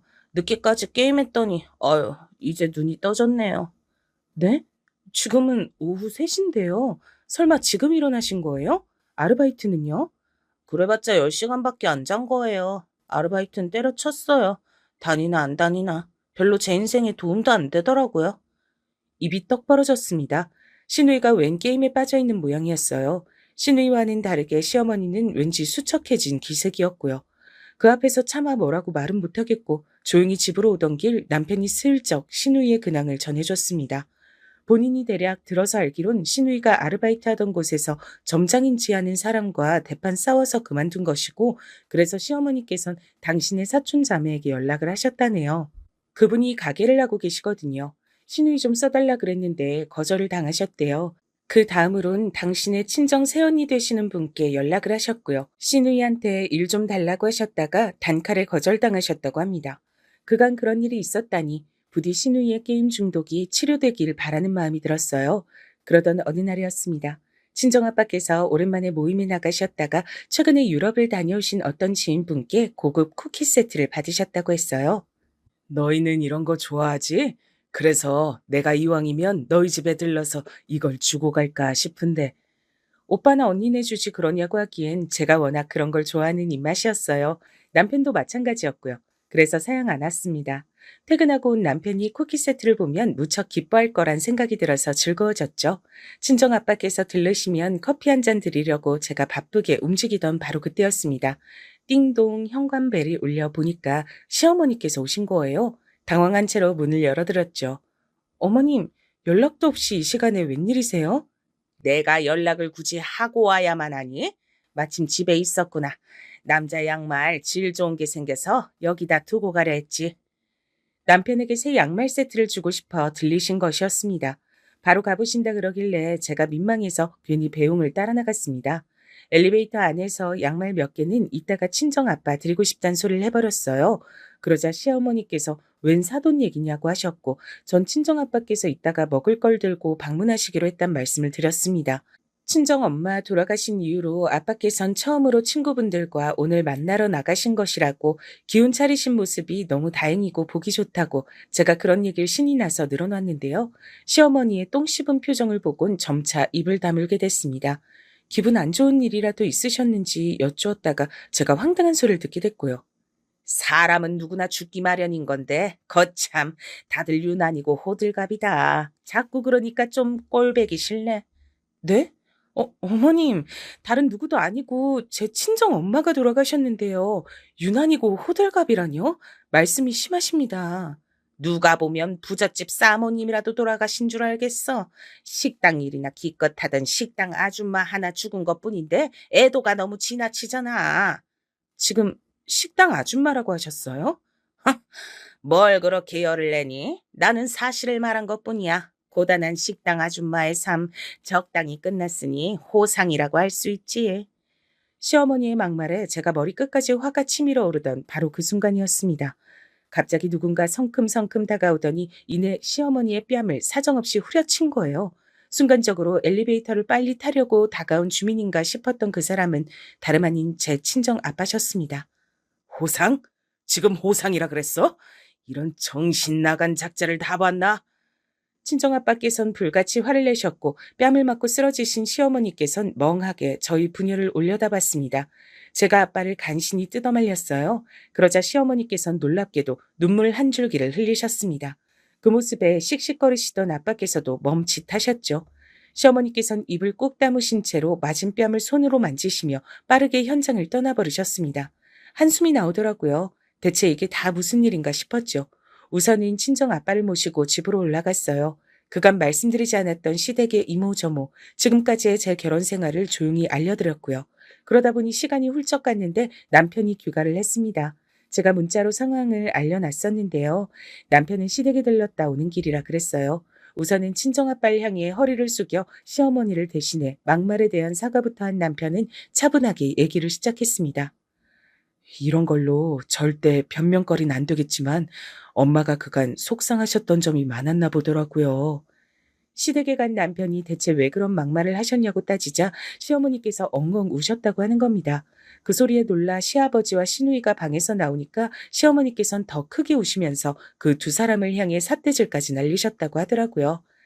나는 남편이라고 있는 게 찢어 죽이고 싶은 저 인간뿐이고 애지중지 이뻐하며 키운 막내딸은 저 모양 저 꼴인데 걔는 왜 집안 형편도 굳이 이랬으면서 친정 식구들끼리 사이도 좋고 자기 엄마보다 자기 아내를 위한 남편도 얻은 거야.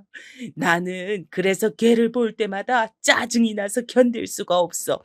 집안이 잘났기래, 대학을 잘 나왔기래, 아니면 얼굴이 예쁘기래. 근데 왜 자꾸만 모든 운이 좋은 거야? 시어머니께서 울면서 하셨다던 말씀 중에서 걔는 당연히 저였습니다. 네, 다름이 아니라 시어머니께서 질투가 나서 제가 싫으셨던 거예요.